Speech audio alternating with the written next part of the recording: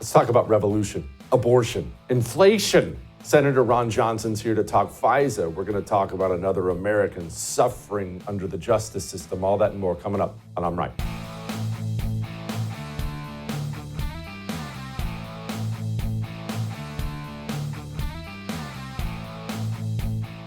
You know, there's something different about us as Americans.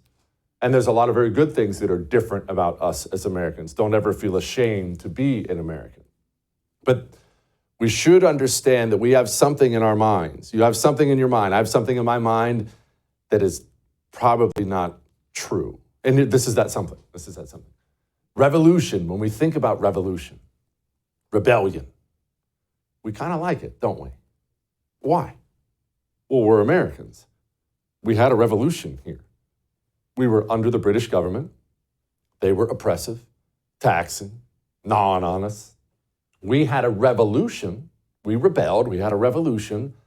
And after our revolution, things got better for us.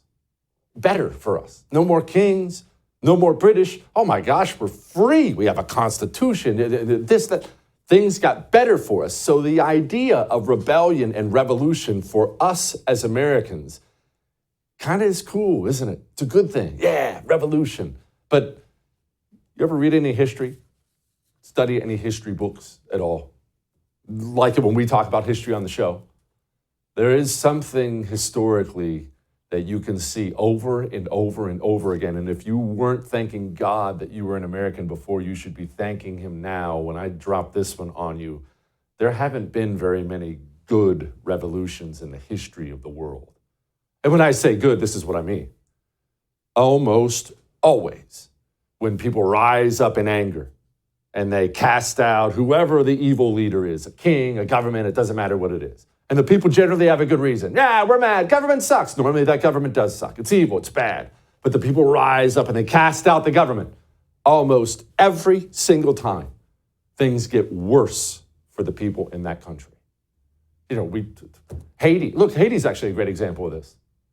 They had some of the worst slavery in the Western world in Haiti. It was despicable. A sugar cane harvesting. It was torture. It was just so bad. Treating people like dirt. And eventually they had enough.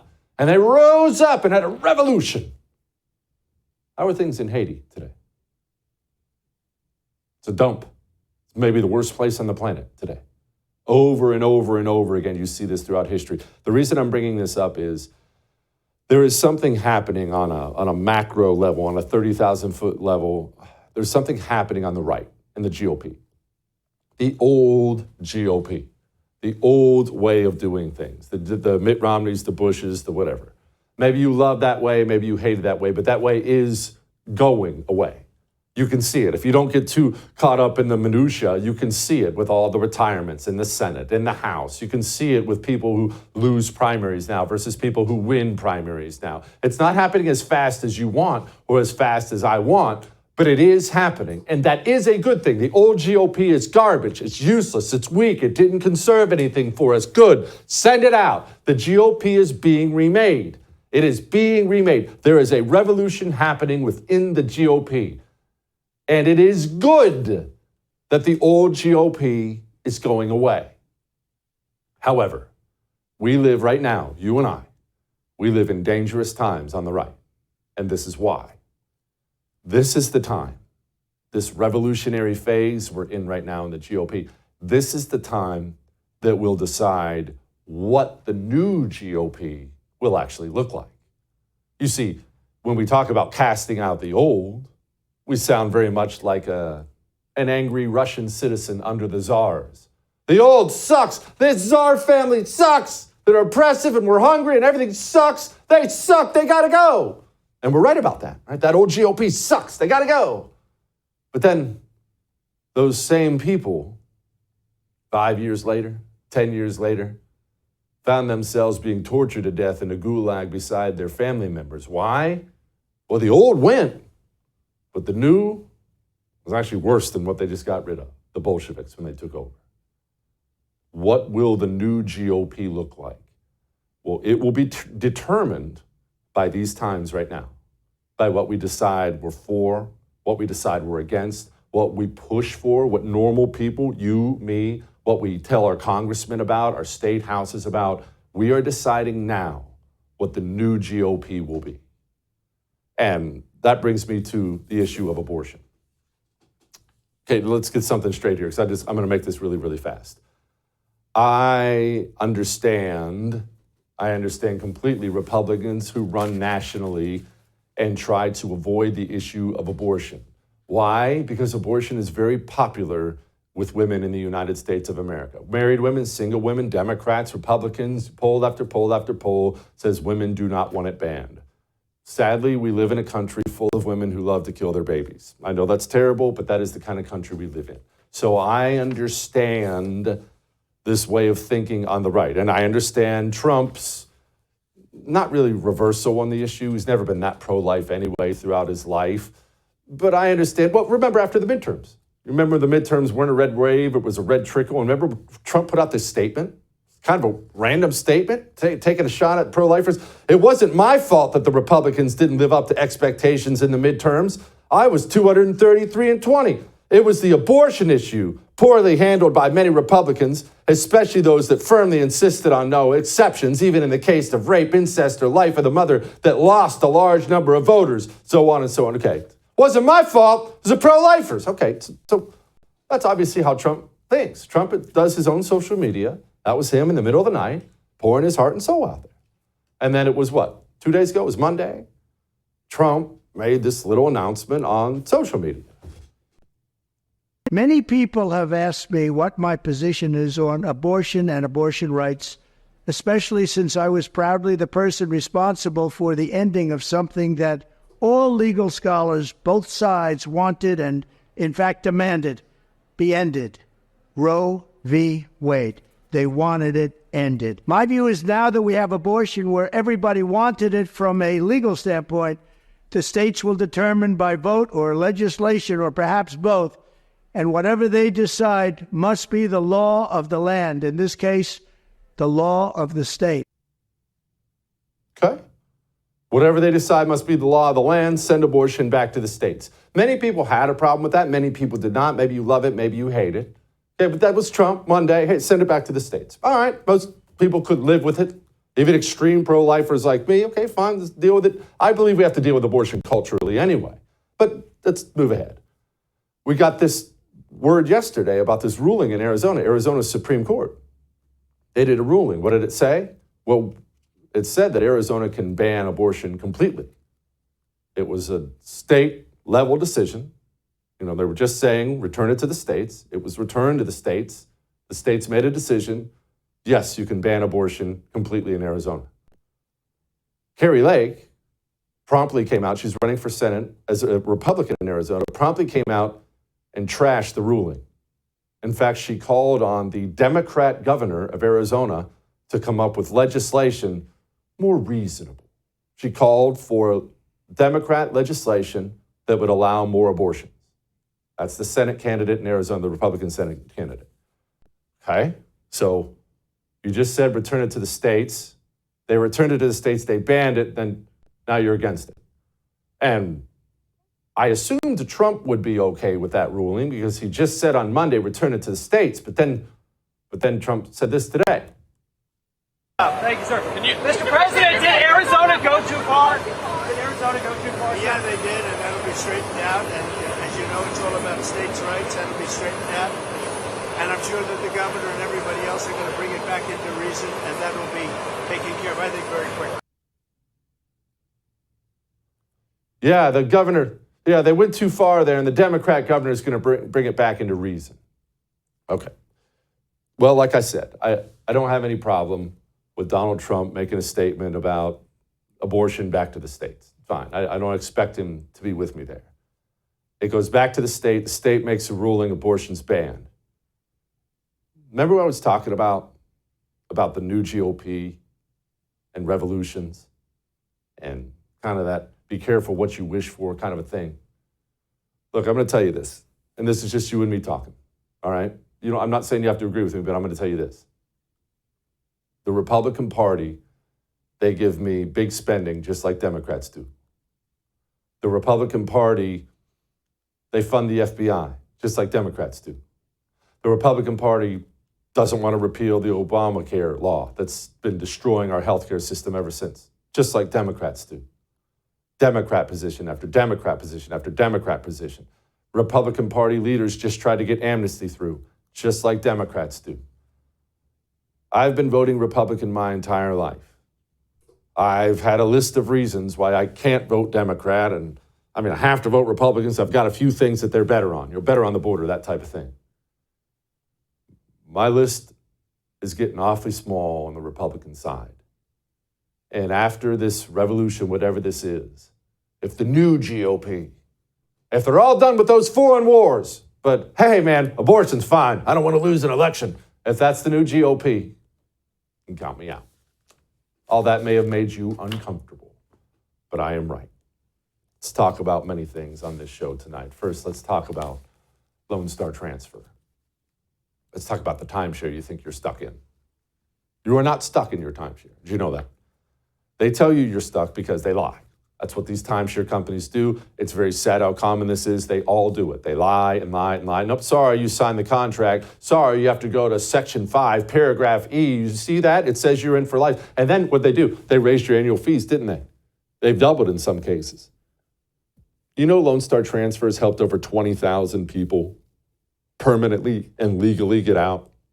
This is a family company with an A+ rating at the Better Business Bureau. Just make a phone call. Just call Lone Star Transfer and let them set you free, all right? They are wonderful people. 844-310-2646. Did I mention they put it in writing and they give you a time frame? It's not like you make a phone call. Well, honey, now we just hope for the best. They'll put it in writing. 844-310-2646. We'll be back.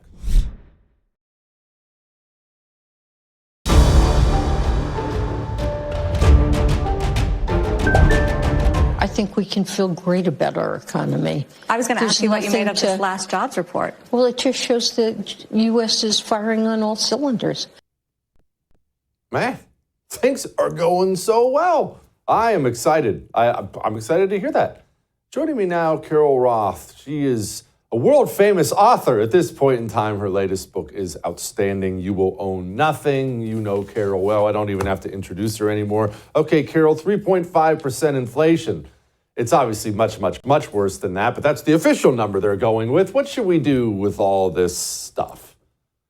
Well, the inflation report did come in hotter than Jesse Kelly after eating a bucket of extra spicy wings, which is layman's term for, yes, it was even worse than Wall Street expected. And as you mentioned, we know that the number that they published is far below what the issues are that are being felt by average Americans who are having trouble buying food, paying their rent and mortgages, and just getting by with living, except that the elite want to not only tell you that you're wrong, it's bad enough that they have created this situation that you're in, but they need to gaslight you. They need to tell you that you don't know what you're talking about, that they have a chart, and that things are going really well. And I think that's really part of the frustration here, is that not only have they created this completely predictable situation that was entirely avoidable, and now after they have burnt the house down, the arsonist is standing there and going,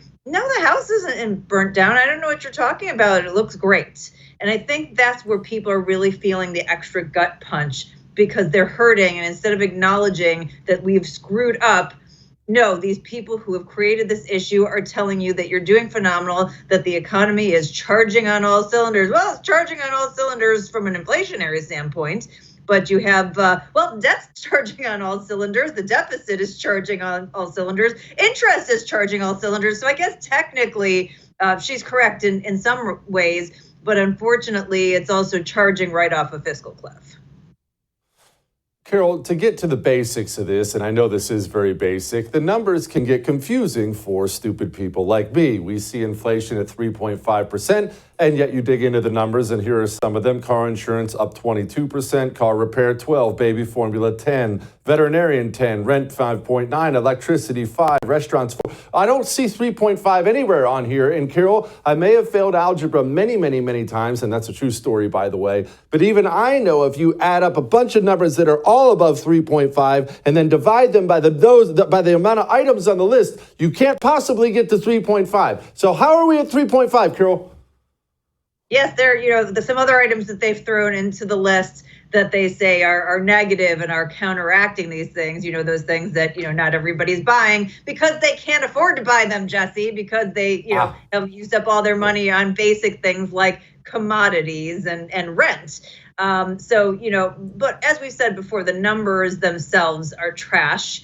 Not only has the government had a hard time getting people to respond to these surveys that they do and entities to respond, so they have more modeling and more biases in the data, but they've changed their methodology for the way that they've computed this many times since 1980. So the data isn't reliable. And I think this is why you're getting the disconnect between the Paul Krugmans of the world and these other corporate press mouthpieces. And Biden administration folks were going, well, look at these things that say everything's going so great. And then people who are going to the grocery store and the gas station, they should really conduct these interviews. I think one of my Twitter followers said this, at a gas station or, at a grocery store. Have Janet Yellen sit down with the media, at the end of the register after somebody has checked out their groceries and have her tell them directly that that number on the screen isn't real and that the economy is firing on all cylinders. I think maybe we would get a different outcome. Carol, I mentioned you are a world famous author now, of course, like me. I'm just kidding. She's written a lot more books than I have. But one of your books is The War on Small Business. It was one of my favorite ones you wrote. And I've been talking about this a lot on my radio show recently, that what I see happening when you look at the jobs going to non-American citizens versus citizens. Non-citizens, it's almost 4 million over 4 years. American citizens, it's down almost 100,000 in almost 4 years. When you look at the stock market doing well, but then you dig into that and you find out it's just the big Fortune 50, right? It's the Fortune 500 doing well. Small businesses closing en masse still. What it looks like to me is a massive blood sucking in this economy from all the haves just hoovering up everything and taking it away from the middle and lower class. That's what I see happening. Am I wrong? You are not wrong. And one of these days I would like for you to be wrong, Jesse, because unfortunately all these things that you continue to be right about are highly depressing. But we have had over the past several years this historic transfer of wealth from Main Street to Wall Street. And so not only does that mean that the middle and working class are getting crushed and the small businesses are getting crushed, but then you're creating more class warfare that can be used to then go ahead and attack the middle and working class and small businesses. It's like the same playbook that they run over and over again. And just the sort of disconnect from reality is really allowing for this to happen, allowing for cheerleading. If you look out in California, this $20 minimum wage that they've instituted for fast food companies, and now you're seeing all of these franchisees going out of business, which we, again, completely predicted, because of course that was going to happen. And then, these people don't have jobs anymore. And the only people who are left that can afford this are the big companies that can invest in automation. And oh, by the way, even if you're not a restaurant company, when you have somebody who can go to a bigger company and have no skills and flip burgers and get paid $20 an hour, then your business, whatever it's in, may not be able to compete with that for low skilled wages. And oh, by the way, for higher skilled wages, because if you're somebody who has skills and someone with no skills is getting paid $20 an hour, you of course want to get paid more. But this doesn't happen in a vacuum. That means it's going to push up the cost of everything, push up prices. And that's why one of the reasons why we're continuing to see this inflation. So things like that, things like the government overspending has these ancillary impacts, as you said, which is really creating this haves and have-nots. And we know throughout history that has not ended very well.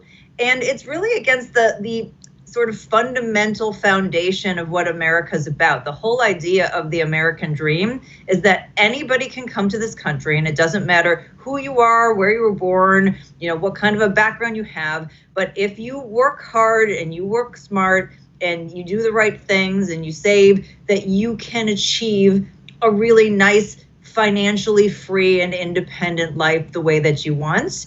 And unfortunately, the central planners are putting up barriers to that, and they're only allowing that for the elite and well-connected. And this is the bastion of that hope in the world. So if it goes away here, there's nowhere else you're going to get that. And that's why it's so important for us to continue to fight for it. Amen. Carol, you are the best. Beth, you are the best. Thank you. I appreciate it. All right. Joe Biden, the Biden administration, they're trying to do a lot of things, really evil things. The Republicans are going to help them pass FISA. Are they really? Talk to Senator Ron Johnson about that next. Before we get to Ron Johnson, let's get to this. All right. You just heard her. We've talked about this a million times. I'm not trying to be, she said she hates when I'm right, and I hate when I'm right. I'm not trying to be down. I'm trying to make sure we're ready. Are we ready? What have you done to get ready? Get ready for what? Well, inflation's hotter than expected. They haven't stopped printing money, right? They haven't stopped spending. It's just, in fact, they're bragging about not cutting a dime. Chuck Schumer himself bragging. Oh, well, we didn't cut a nickel is actually what he said. That's his direct quote. Have you made preparations? Have you, that retirement account I just referenced, what have you done with yours? Do you have gold or silver as part of it? Make sure you don't lose it all. Do you have it in your physical possession? You don't need a bank vault, right? Oxford Gold Group isn't going to send you gold bars, but they'll get coins, silver or gold coins in your hands. Call Oxford Gold Group and make preparations. 833-995-GOLD, all right? 833-995-GOLD. We'll be back.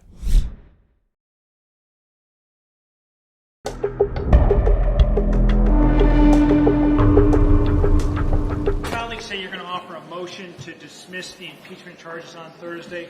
Are you at all concerned that if some Democrats in tough races vote for that, it could come back to haunt them on the campaign trail? Look, we're going to try and resolve this issue as quickly as possible. Impeachment should never be used to settle policy disagreements. We're going to try to resolve this issue. Well, it's quite an issue, isn't it? You've been handed an impeachment. You do have to have a trial, right? We'll see if they play that game. Joining me now, a great senator from the state of Wisconsin, Senator Ron Johnson. Senator, look, I can see it coming. I'm sure you can see it coming. There's no way there's going to be an impeachment trial, right? Only Republicans would do something so stupid. Well, it's certainly what Senator Schumer is talking about right now, and it's pretty obvious why they don't want an impeachment trial is they don't want the public understanding what a catastrophe their open border policy is. So they want to table this as quickly as possible and move on. But Republicans here in the Senate, we're trying to do everything we can to highlight this issue. We held a press conference yesterday saying that it's our constitutional responsibility to hold a trial when the House managed to send over the articles of impeachment. And it's certainly our responsibility to point out to the American public the clear and present danger that is President Biden and his Democrat colleagues in Congress, their open border policy. And it's extremely important to understand that it's not just President Biden. This is every Democrat in Congress supports an open border. They caused this problem. They just don't want the American public to understand the full extent of it.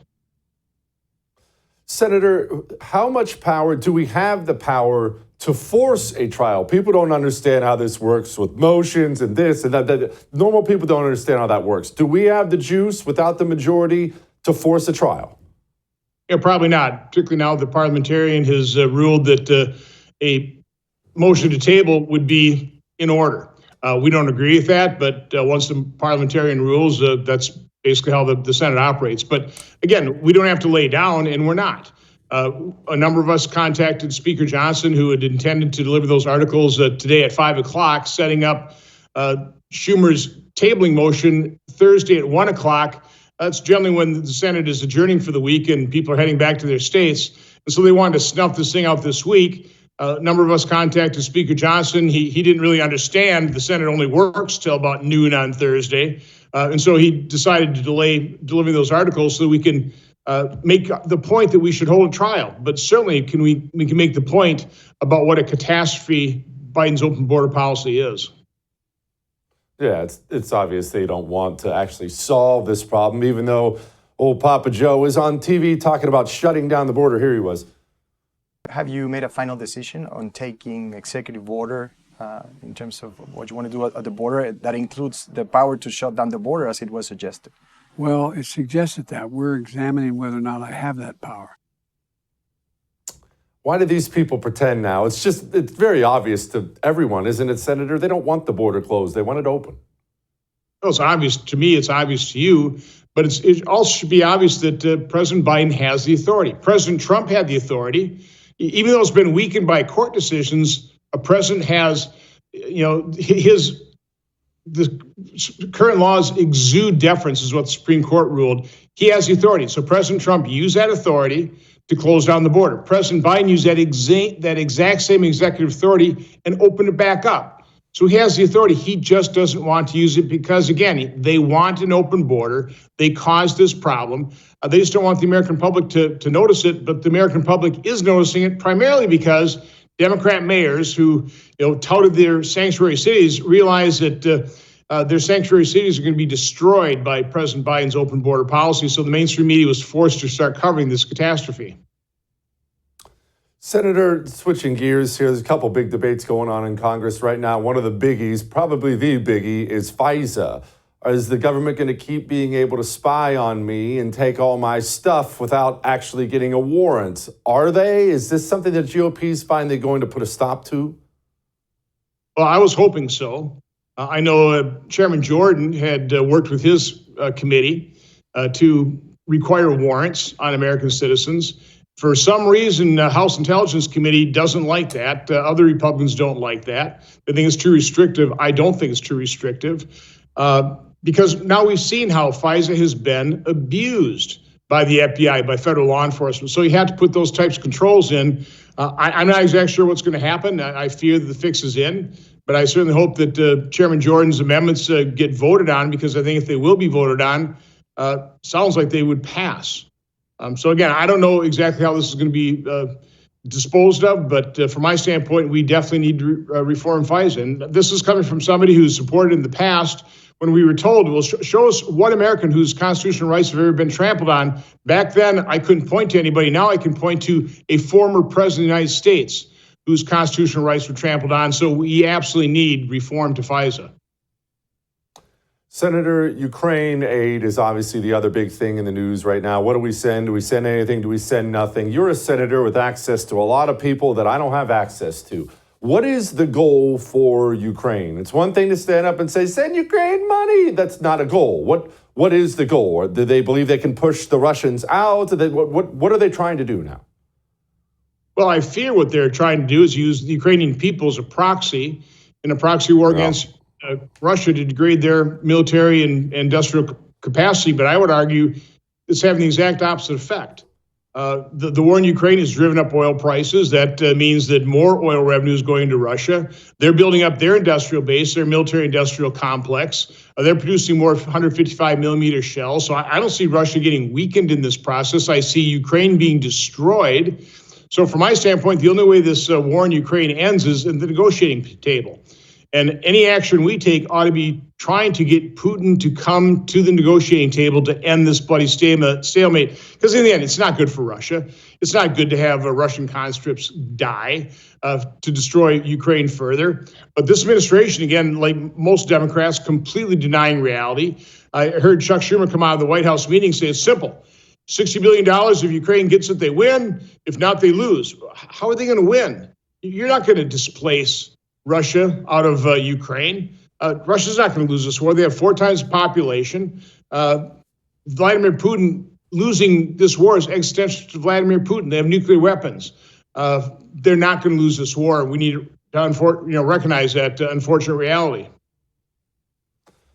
Senator, finally, Zuckerbucks are no longer, as they're known, they're no longer going to be allowed in Wisconsin. I'm hearing a lot of encouraging news in Wisconsin because of local school board races. We have these ballot initiatives that are going through. Is Wisconsin redder than maybe most people thought it is? They elected you. I wish it were. I don't think it is. We're a very evenly divided state. And the fact of the matter is in order to win, we need an incredibly strong ground game. We need community captains. I mean, Democrats, and this is true through other states as well, they've got strongholds in the big Democrat-controlled cities.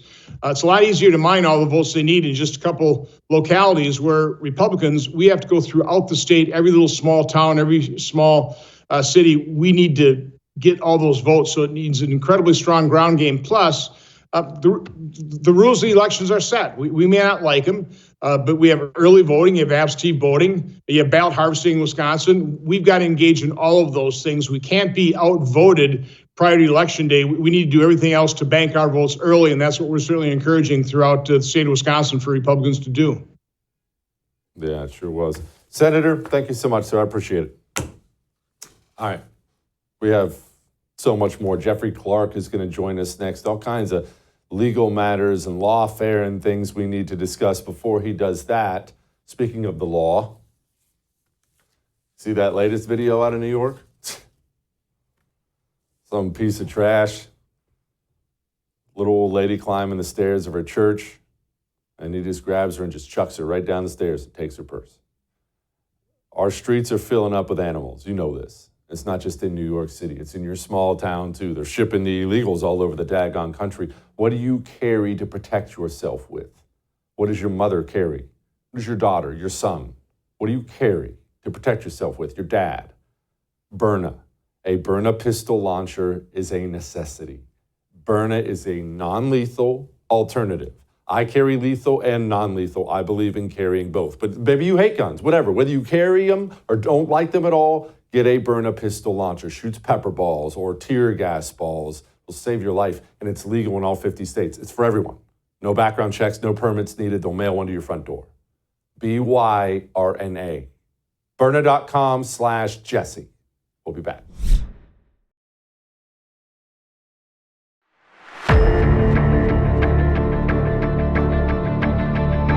Lawfare. We love to use that term now, and we should, because there's a lot of lawfare going on in this country. But when most people use it, they focus only on Donald Trump. I realize that. He's the star, he's the headliner, but there have been a lot of Americans in and around his orbit who have had their rights destroyed, attacked by the legal system in this country, and it's disgusting when it happens to anybody. Joining me now, Jeffrey Clark, former U.S. Assistant Attorney General, Senior Fellow at the Center for Renewing America. Okay, Jeff, most people, sadly, do not know your story. I do. Act like I don't, though. Tell us what's happening to you and why.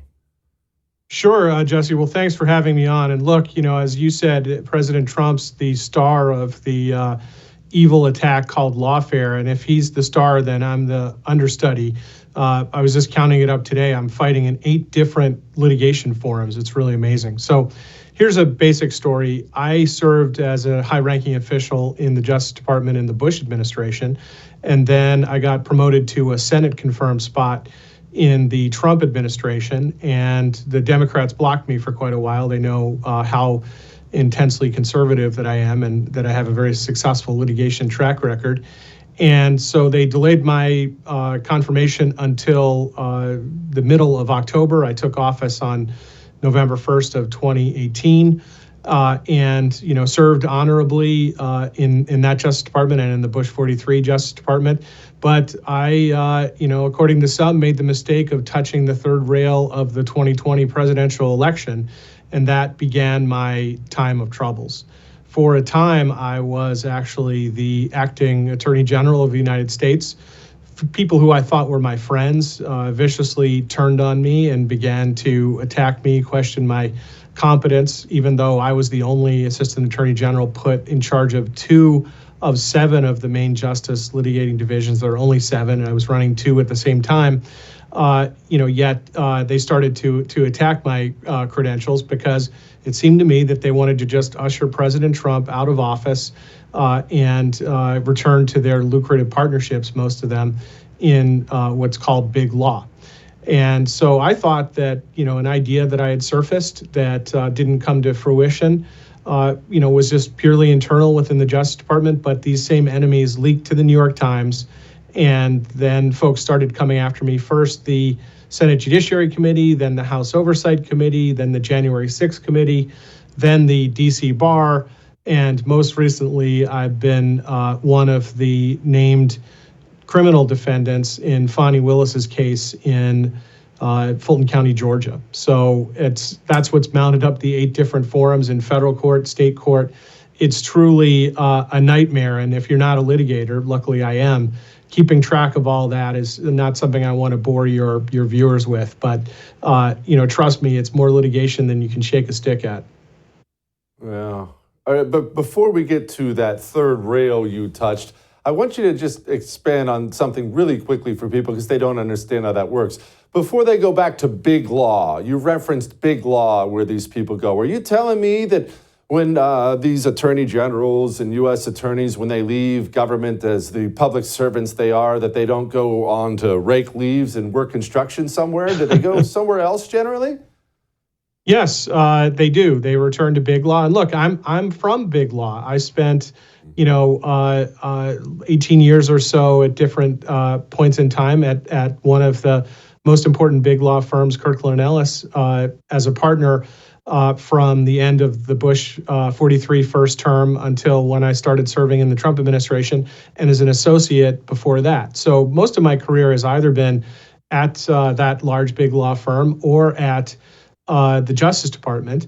And as a result, though, of touching the third rail of the election, I've been canceled by big law.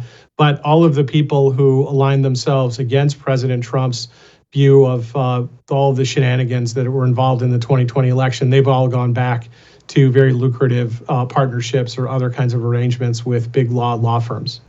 She'll lighten the mood. We got a good one for you next.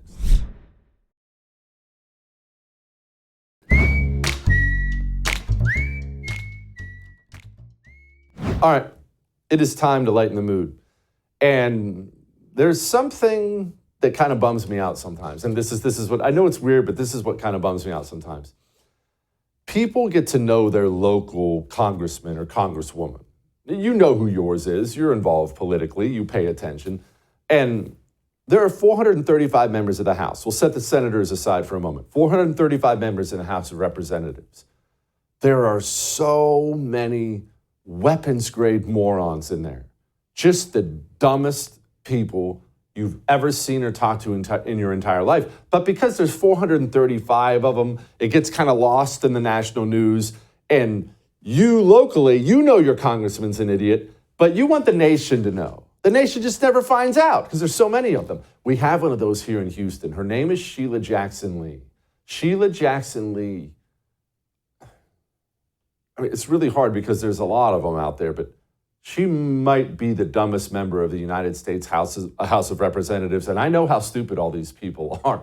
And this woman, this is an Ivy League graduate and a member of the United States Congress. A full moon is that complete rounded circle, which is made up mostly of gases. And that's why the question is why or how could we as humans live on the moon? Are the gases such that we could do that? The sun is a mighty powerful heat. It is almost impossible to go near the sun. The moon is more manageable.